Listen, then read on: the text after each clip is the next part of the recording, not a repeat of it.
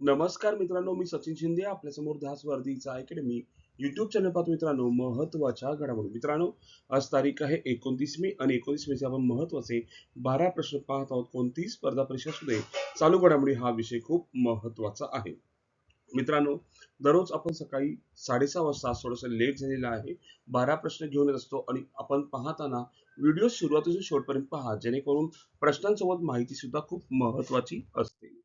कालचा प्रश्न होता, मणिपूरमध्ये आसाम रायफल्सने सुरू केलेल्या नवीन कम्युनिटी रेडिओ स्टेशनचे नाव काय आहे? तर उत्तर होतं मित्रांनो, रेडिओ हायवे प्लॅनेल की. ऑप्शन नंबर 4 त्याचं ते उत्तर होतं, लक्षात असू दे. ठीक आहे. आजचा पहिला प्रश्न, पाण्याचा सातबारा वॉटर सातबारा विकसित करणारे देशातील पहिले राज्य कोणते आहे? बघा, पाण्याचा सातबारा विकसित करणारे देशातील पहिले राज्य आहे महाराष्ट्र. आपलं राज्य महाराष्ट्र. महाराष्ट्र हे वॉटर सातबारा लागू करणारे देशातील पहिले राज्य ठरले आहे. या प्रणालीमुळे भूजल, विहिरी, बोरवेल आणि पाण्याचा वापर याची डिजिटल नोंद ठेवली जाईल. जलसंधारण आणि पाण्याचा अपव्यय रोखण्यासाठी हा महत्वाचा निर्णय आहे. सातबारा उतारा प्रमाणेच पाण्याची माहिती उपलब्ध होणार आहे. ठीक आहे. पाण्याचा सातबारा देणारं देशातील पहिलं राज्य आपलं राज्य महाराष्ट्र राज्य. आपण प्रश्न पाहतोय दुसरा, प्रेसिडेंट पोलीस कलर सन्मानाने दुसरे नाव काय आहे? सन्मानाचे दुसरे नाव काय आहे? तर उत्तरायचं निशान असं त्याचं नाव आहे.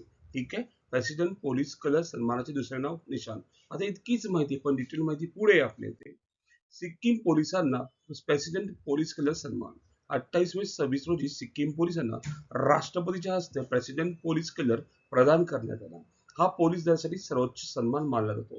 राष्ट्रपती द्रौपदी मुर्मू यांनी हा पुरस्कार प्रदान केला. या पुरस्काराला निशान असेही म्हटले जाते. याला काय म्हणतात? आणखी एक नाव काय मित्र हो? निशान असं सुद्धा त्याला म्हटलं जातं, हे आपल्याला माहित असावं. या पुरस्कार उत्कृष्ट सेवा आणि शौर्यासाठी हा सन्मान दिला जातो. सिक्कीम हा पुरस्कार मिळवणारे भारतातील 15वे राज्य पोलीस दल ठरले. हा सन्मान विशेष दूताच्या स्वरूपात दिला जातो. 1961 मध्ये महाराष्ट्र पोलीस दलालाही सर्वोच्च सन्मान मिळाला होता. हा सन्मान पोलीस दलाच्या गौरवशाली सेवेला दिला जातो. म्हणजे आपल्या राज्याला कधी मिळाला होता? 1961 मध्ये मिळाला होता. मित्रांनो, भारतातील सिक्कीम हे 15वे राज्य ठरलेत. हा सुद्धा पॉईंट खूप महत्वाचा. तिसरा प्रश्न, भारतातील स्वदेशी हायड्रोजन रेल्वे कोणत्या मार्गावर धावणार आहे? प्रश्न सुंदर विचारलाय. म्हणजे हायड्रोजन रेल्वे कोणत्या मार्गावर धावणार आहे? तर उत्तर आहे ऑप्शन नंबर 2, जिंद ते सोनपत या मार्गावर हायड्रोजन रेल्वे धावणार आहे. म्हणजे कार्बनचं उत्सर्जन ऑब्विसली कमी होऊ शकतं. डिटेल पाहूया आपण. डिझेल विना प्रदूषण विरहित धावणारे हायड्रोजन रेल्वे. भारतामध्ये पूर्णतः स्वदेशी तंत्रज्ञानावर आधारित हायड्रोजन रेल्वे सुरू करण्यात येणार आहे. ही रेल्वे हरियाणातील जिंद ते सोनीपत मार्गावर धावणार आहे. या रेल्वेमध्ये डिझेल ऐवजी हायड्रोजन इंधनचा वापर केला जाणार आहे. हायड्रोजनमुळे प्रदूषण होत नसल्याने ही पर्यावरणपूरक रेल्वे ठरणार आहे. रेल्वेची रचना पूर्णपणे स्वदेशी तंत्रज्ञानातून करण्यात आली आहे. या रेल्वेत एकूण 10 डबे आहेत. लक्षात ठेवा, किती डबे? 10 डबे, 2 इंजन आणि प्रवासाचे डबे. या एका वेळी 2600 प्रवासी प्रवास करू शकतील. या रेल्वेचा कमाल वेग ताशी 75 किलोमीटर असणार आहे. भारत हरित ऊर्जा आणि स्वच्छ वाहतूक क्षेत्रात मोठे पाऊल टाकत आहे, हे सुद्धा लक्षात असू दे. पुढे चौथा प्रश्न, बशीर बद्र यांना 1999 मध्ये कोणत्या उर्दू संग्रहालयासाठी साहित्य अकादमी पुरस्कार मिळाला होता? आता प्रश्न खूप सुंदर आहे. आता हा प्रश्न खूप महत्वाचा आहे. तर आज या साहित्य या पुस्तकासाठी, या उर्दू संग्रहासाठी साहित्य अकादमी पुरस्कार मिळाला होता. आता हा प्रश्न घेण्याचा मूळ उद्देश काय, हे सुद्धा आपण जाणून घेऊया. त्यांचं आत्ताच निधन झालेलं आहे. है ना. प्रसिद्ध उर्दू कवी बशीर बद्र यांचे निधन. प्रसिद्ध उर्दू कवी गझलकार बशीर बद्र यांचे 28 मे 26 रोजी निधन झाले. त्यांचे निधन भोपाळ येथे वयाच्या 91 वर्षी झाले. त्यांचा जन्म उत्तर प्रदेशातील फैजाबाद येथे झाला होता. ते उर्दू गझलसाठी विशेष प्रसिद्ध होते. त्यांच्या कवितांमध्ये प्रेम, भावना, सामाजिक वास्तव यांचे सुंदर चित्रण आढळते. ते अलीगढ मुस्लिम विद्यापीठात उर्दू विषय शिक्षक होते. तसेच मेरठ कॉलेजमध्ये 17 वर्ष उर्दू विभागात सेवा दिली आणि 1999 त्यांनी साहित्य क्षेत्रातील योगदानासाठी पद्मश्री पुरस्कार मिळाला आणि त्याच वर्षी आसिया उर्दू संग्रहालयासाठी साहित्य अकादमी पुरस्कारही प्रदान करण्यात आला. उर्दू साहित्य विश्वातील त्यांचे योगदान अतिशय महत्वाचे आहे. 28 मे रोजी त्यांचे निधन झाले. प्रसिद्ध उर्दू कवी बशीर बद्र. लक्षात ठेवा, आज त्यांची काय कादंबरी आहे. पुढे नेक्स्ट क्वेश्चन 5वा.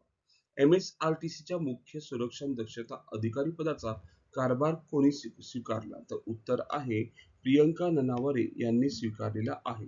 DIG दर्जाच्या IPS अधिकारी प्रियंका ननावरे यांनी MSRTCच्या मुख्य सुरक्षा दक्षता अधिकारी पदाचा कार्यभार स्वीकारला. MSRTCचे मुख्यालय मुंबईमध्ये आणि परिवहन मंडळाची स्थापना केव्हा झाली?